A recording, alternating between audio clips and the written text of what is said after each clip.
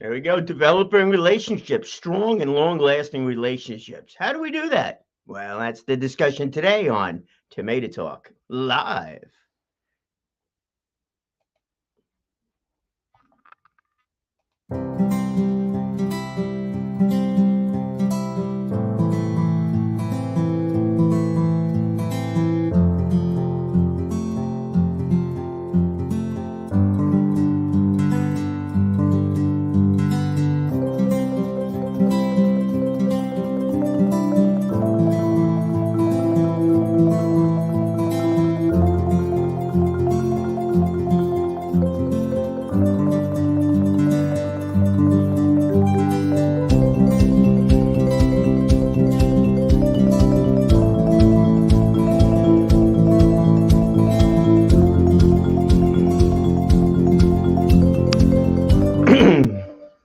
There we go. Yeah, that's right. Talking about relationships. How do we develop strong and long-lasting relationships?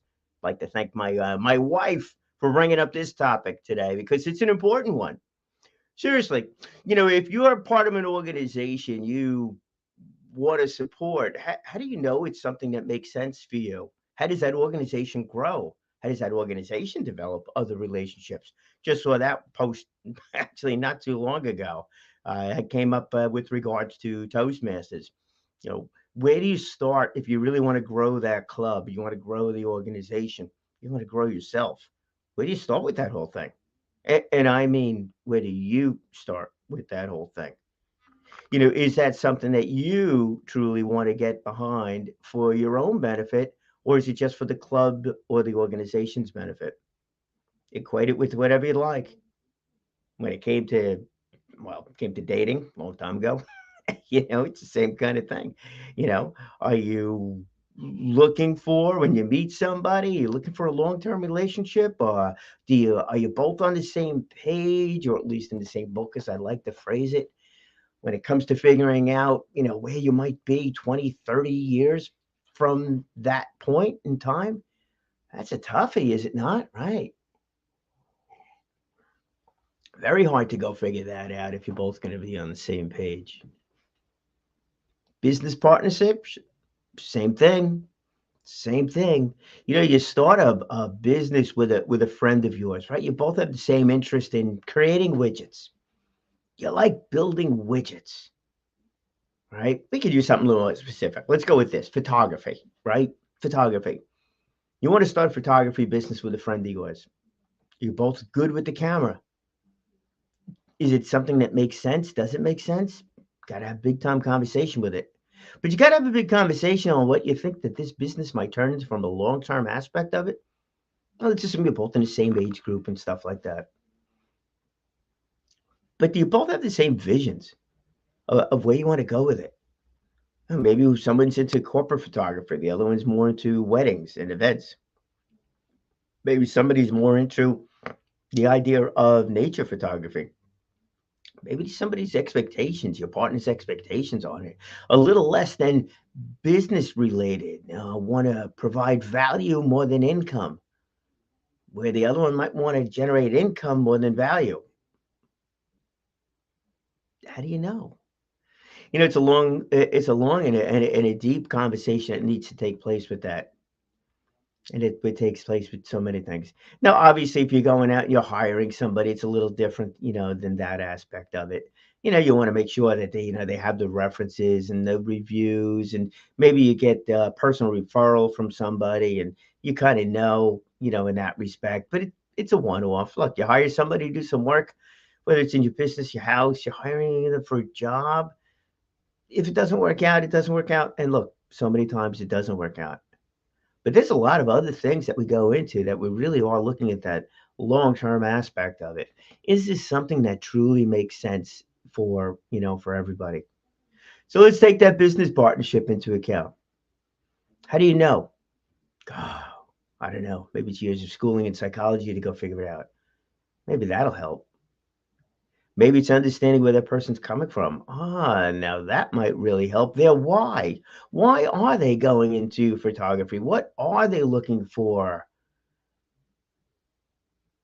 on a long-term basis? What are they looking for that business to actually look like and be? Is it secondary income, primary income? All those kind of conversations. So how do you figure that out? Conversation, always a good thing to do. But when you're sitting down, you're talking to each other, sometimes we filter comments. We sitting there, we may have a personality where we just don't want to disagree with the person right off, or maybe you like to consider things for a little bit more than just a quick conversation while having a cup of coffee. Oh, that sounds like a good idea. And then you think about it. It's like, well, maybe that's not exactly what I was looking for. Maybe we're looking for something a little bit different. And then you're filtering your comment. Whereas, do you bring it up then? Or if that other person is chatting away, do you let them keep going on because you'd prefer to listen and learn rather than speak and tell? Well, that's why that one meeting, maybe not so much. And even second, third, maybe it helps. I think it would, but if you need to make a quicker decision on something, how long are you going to talk for? How long are you going to talk for? So here's an idea for you. Why don't the two of you jot down a business plan? Or if the other person's got a business plan and you're looking to partner with them and they got something going, already, in place and they're looking to bring somebody else on, or you're looking to bring somebody else on, why don't you ask them to write out a business plan? Maybe write out a marketing plan. Maybe mark out some sort of referral basis plan or something like that. The point is that if you can ask them to do that and they put that together, I think then, excuse me, I think then you're going to learn something from that person where they've had the time to think about it, where they can contemplate their own thoughts, where they can see and communicate out, their own objectives by things that they've said and not said as their plan has kind of evolved. So obviously, if you're looking to bring somebody on to help you grow the business because you're the great photographer, you're the one, you love the camera, you're fantastic with the whole thing, but you know that you need to get out there, you need to market more, you need to bring in more business. But boy, when you get that chance to sit down and do that wedding or do that corporate event or hire to do photos for somebody's brochure or website or whatever your talent is, but you need to hire somebody that could really help you out on the marketing side of it. I'll have them draw up some sort of a marketing plan. You want to be nice, you could even pay them for it if you want to go that route, or figure out a way that you're not the person doesn't feel like they're taking advantage of you by asking them to do something for free. Then again, that might just tell you who that person is too. if if they're not willing to do that. Now, maybe that's a little indication there that the person might be a challenge to work with, or they just have a real strong opinion as to how it is. And then now you got to decide whether or not this is something that you want to, or this is the kind of personality that you'd be comfortable working with. Oh, yeah. You wind up in a partnership where the two people are exactly the same. That's not really going to help. It's just not going to help. You're both going to agree that you're both going to agree with each other's ideas. And you're just going to keep on running with it. Is that a relationship that's going to be long, strong, solid relationship? You might be best of friends forever. But if that relationship is there to help that business, that organization grow, you need another opinion. We need to be able to listen to other opinions. Somewhat of another topic. We seem to have a problem with that one of late. But you need to be able to hear the other person's point of view. So allowing them to go and do that, and if they're going to say, this is absolutely how we do it, well, if you're hiring the expert to bring in and to come up with ideas, you know what? Okay. And maybe you really should be paying for something like that. If it's a partnership and you want to get an idea about their personality, asking something like that. Just be, look, it just keep it in mind, though, right? I remember on some interviews that I've been on, uh, past places and things like that. It's like, what are your long-term goals and stuff like that?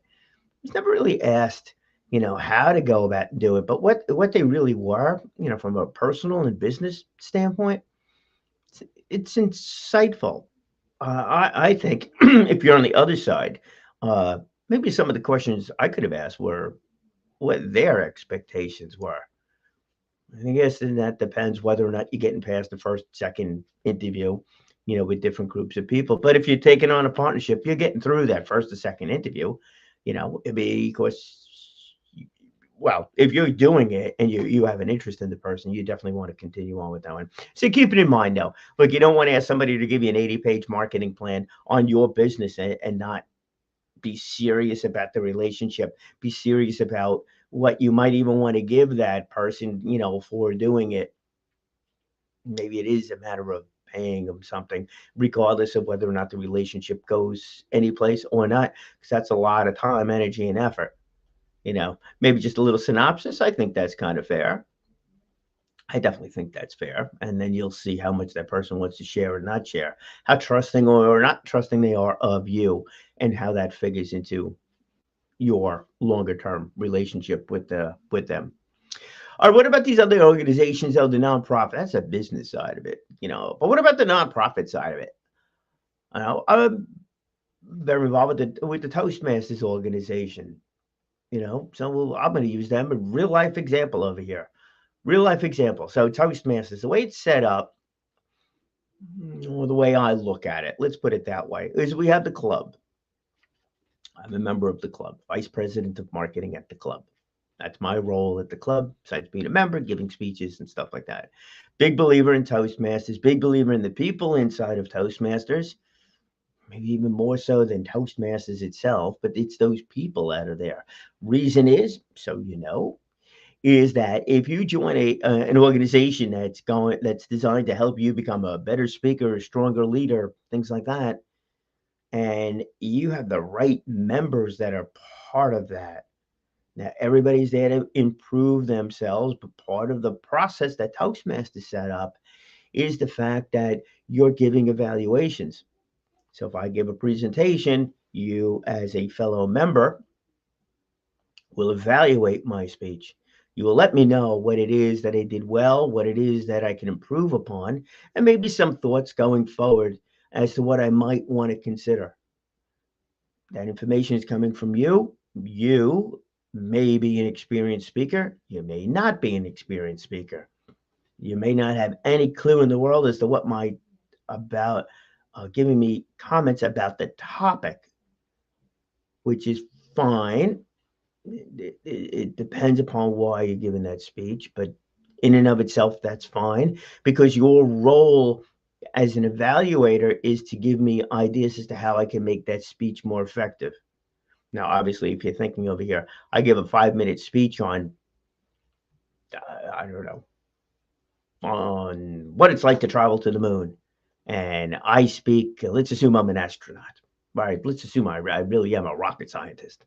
And I talk about the intricacies of flying through outer space and the cold and the heat with the sun, all the rest of that kind of stuff, which I know absolutely nothing about. But let's assume I actually did know something about that.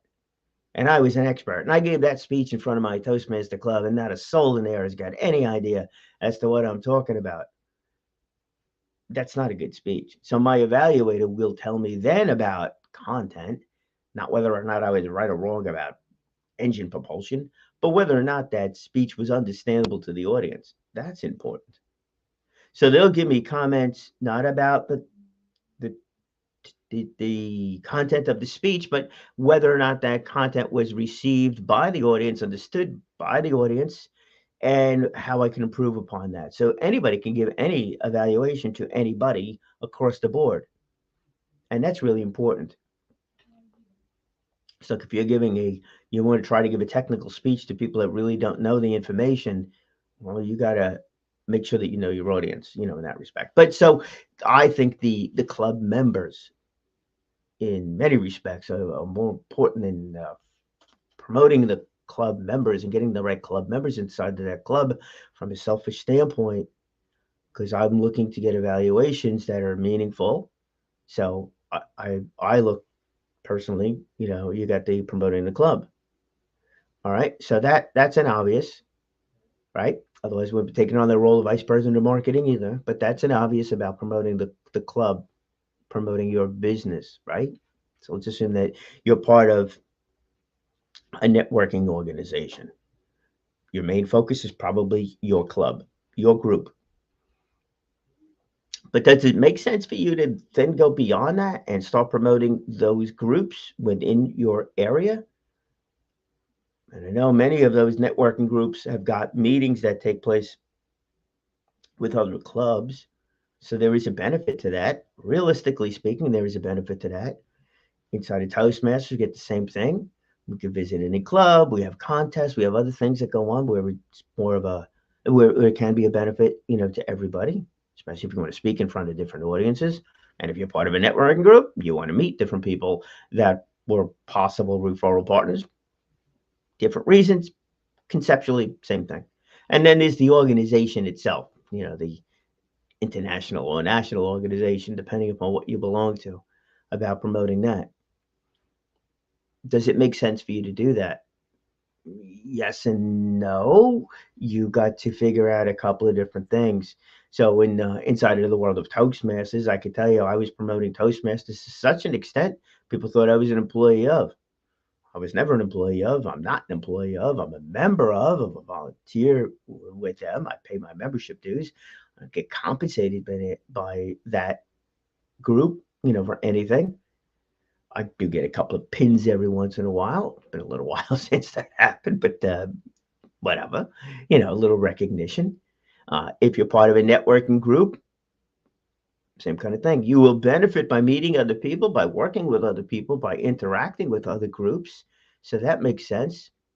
But does it make sense for you to really promote that organization from a strong and long lasting relationship? So if you're fully committed to the whole aspect of it, fully committed, and it makes sense for you to do that. So inside of Toastmasters, does it make sense for me to promote Toastmasters from a larger standpoint? The answer to that is yes. For me, it does to a level, but yes, it does. I don't want to be seen as an employee, so I've backed away from talking about it, all the time.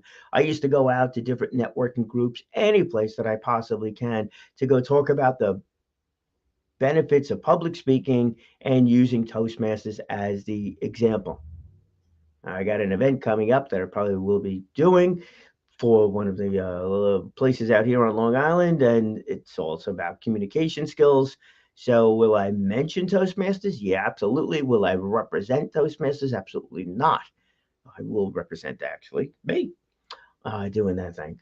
Same holds true with those networking groups. Now, you got to figure out though where it makes sense, doesn't make sense. So for me, what I have found is that there are Toastmasters throughout the world that have that attitude, is that they are constantly growing, and that's what it is that keeps me engaged, which really helps me out, and it's something that I look for, in different groups of people. But those that are really engaged with the process of constantly learning, constantly trying to become a little bit better at whatever it is that they are doing. So the people inside of Toastmasters, I think, are terrific. So that's why I look to meet different people that have been currently are members or were members. Great stuff. And you're going to meet one too. I got a guest coming up shortly.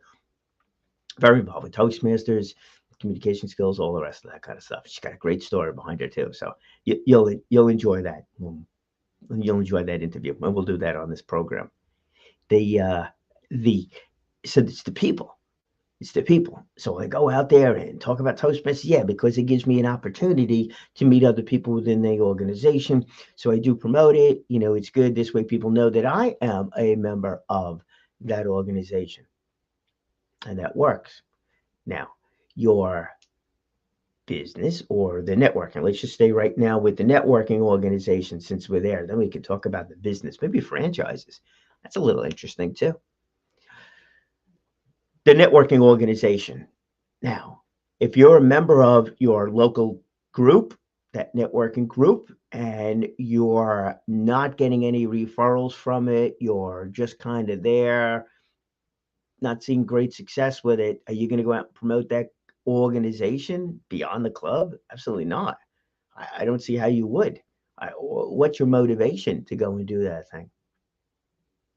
But if you join that club and you join that club, that networking group for the right reason and it fits in with you, then you probably would. So there goes the issue. When I joined Toastmasters, I was looking to become a better speaker. I needed a place to practice speaking. I needed a place to do things. I was at, as Darren LaCroix says, that safe environment, where I was able to try different things. Become more demonstrative, was a thing. So, that was it. But the networking groups, same thing. Is that group the right group for you? If it is, now you have that strong and long lasting relationship. If it's not, then you're not. You're not going to be successful in there because you'll always, in your mind, doubt whether or not you should be there or not should be there. And that doubt in your mind actually translates out into words, body language, vocal variety, all that other stuff. So you need to get rid of that doubt. And by getting rid of that doubt, that will help you grow your business. So is that group is that group, that networking group, the proper group for you? That's really the question. That's the question. And that's the question you need to ask yourself right away. Right away. Just like with Toastmasters, every club, is looking to become builders, is to help out with the public speaking, but all the members within inside of that club is different. And there's different places you could go to get coached on speaking or be involved with speaking groups without a doubt.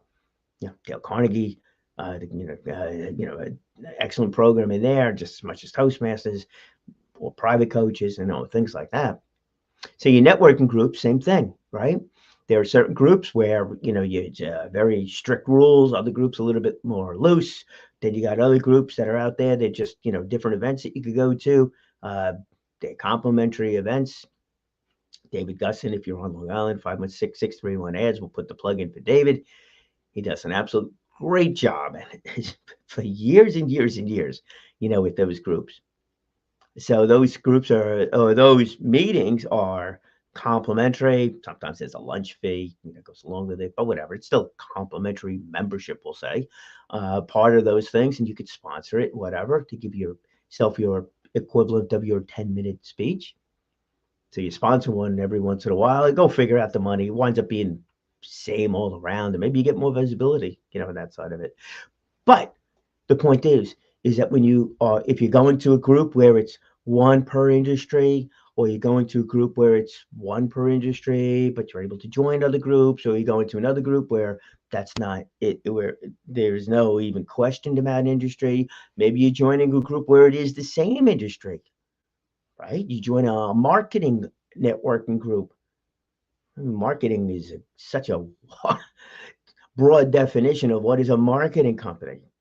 The podcast, that's a marketing company. Somebody else builds websites, that's a marketing company. Somebody else photography, that's a marketing company. Somebody does writing, that's a marketing company. Does it make sense for all these competing marketing companies to be inside the same group? My humble opinion is, yeah, absolutely. Absolutely does. But if you disagree with me and you are a member of that group, that doubt is going to come through. Well, I'm a member of, and yeah, and all those little soft words kind of thing. People are going to see that, and they're going to translate that into you not being that confident in your business. There lies the problem. When you're talking about the group, if that soft words, we use that term, if those soft words are what comes out, and you're a little less than enthusiastic, you're kind of sitting back a little bit more, you're a little bit more monotone when you're talking, that's not going to come across well for your business. So you got to figure out what kind of group, for you to belong to and make it work that way. You got to understand that. Go out, interview the different groups, attend a meeting or two, speak to the people that are part of the whole thing, see what their success is. More and more of them, if not all of them, are measuring their success with the amount of sales and stuff like that. But even still on that, you got to see if it's concentrated. You know, that 80-20 rule, right? If 80% of the business is being done with 20% of the members, well, you want to be part of that 20%. Otherwise, you're just a member. And that's not going to be good. So whatever you get involved with, make sure that you are there for the right reason and it fits your personality. That is truly what builds that strong and lasting relationship. So let's get back to the business aspect of it. That business partner of yours. What really is a good business partner for you to be working with? And the way I see it, and I got a couple of really good friends that have been supportive of different efforts and stuff like that. And these are people that are straight up, full blown honest with you. You know, even if they're really good friends, or if they're really good friends, they really should be. But you got to be careful of that. Oh, they don't want to hurt you, that kind of thing. But you know what? If the relationship crosses friends' business, it's that honesty. It's that full blown honesty that really is the key to a strong and lasting relationship. Whether it's, and the same thing holds true, you know, with the Toastmaster side of things too. If you're going to tell me I'm a great speaker all the time, I'm like, really, come on, that does me no good. Like, it does me no good.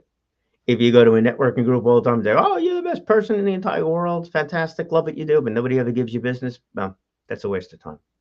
If you're hanging out, if you're got that friend business relationship thing going on over there, and they're telling you, man, you're the greatest person in the world, you got the whole thing together, and you're going no place, where is that? Where is that? You just want to be a friend, somebody to just enjoy a movie with, or just go out partying with and stuff like that, where everything's great. Okay, that's pure entertainment. Kind of equate that to different speakers too. You go to hear a speech and somebody gives you a speech and you just really enjoy that speech and it was just fun. It was a great hour. You got a chance to listen to them, or you go to a comedy show and you're just having a good time, or you go to a music event, you listen to music for that hour and then it's over. It's over. You just had a good time and there's no long lasting impact with it. That's all well and good. And that's a nice release. That's a nice out from some of the other things. But a strong relationship in a business sense, where there's growth involved in the whole thing, a strong and lasting relationship is an honest one. It's an honest one. So those people you're with, those, what is it, that 5 people you're with more than anybody else, that's a reflection of you. Make sure that's an honest group of people that are really willing to be straightforward with you and give you the comments that you need to hear. That's where the growth comes in. That's a strong relationship. And that is one that will weather different storms, that'll go through the good stuff and the bad stuff. Because they're, oh, you know that trusting factor is there. That you'll be able to have that conversation. You'll be able to give them a call and say, oh my gosh, this has been like the worst week ever. You know, this is what's going on. They'll build you up as need be, but realistically do it. It's not like, oh yeah, everything's great. Come on, really? It's not that everything's always great, and everything's not always great. There are different challenges we all face, without a doubt. Different frustrations we all face, without a doubt. But there are also different opportunities out there. So if you're with that right group, if you're with the right people, if you're with the right folks that are helping you through those tough times, they're going to help you highlight those opportunities that come from those tough times. Like, we all join different groups, organizations, business partners, companies, even dating, right? Marriages, they're all, it's a two-way street. There's benefits. There's definitely benefits. There's different growth. It happens. But if that honesty is not there right from the beginning, if that real feeling of trust is not there from the beginning, when things go bad, breakups happen. Oh, it's easy when everything's going great the whole way through, but when bad things happen, when those challenges come up, that's where really the rubber hits the road. That's where it really makes a difference as to whether or not you have a good, strong, and lasting relationship. And when those things happen, and invariably it will. That's where the relationship gets even better. It's when you're both able to, or you and the organization, or you and your business partner, you and your employees are able to get through it and continue on. And you've seen it. You've seen a lot of these businesses that have made their way through the last couple of years through different changes. Those that are strong and made it through because of that strength, they're going to be even better going forward. And I definitely think that that is going to be the case over here with a lot of the other things that are going on. There's a lot of things that are going on that are challenging, super challenging. But I do think that the good will win. The brightness of the whole thing will will take over and knock down the darkness, that's out there. Those are the people I want to be around. Let's make things happen, right? Keep sharing the good stuff. Find that long and trusting relationship as you are going through your situations and make it work that way. That's key, right? There you're at. All right, there we go. So that's today's Tomato Talk, top of the mind, advancing through obstacles. My name is Brian Cohen. Thank you for joining me. And remember, do what you do best. Speak well, speak often, and live inspired. Now we get a little tomato music going on here. All right, Tomato Maestro, here we go.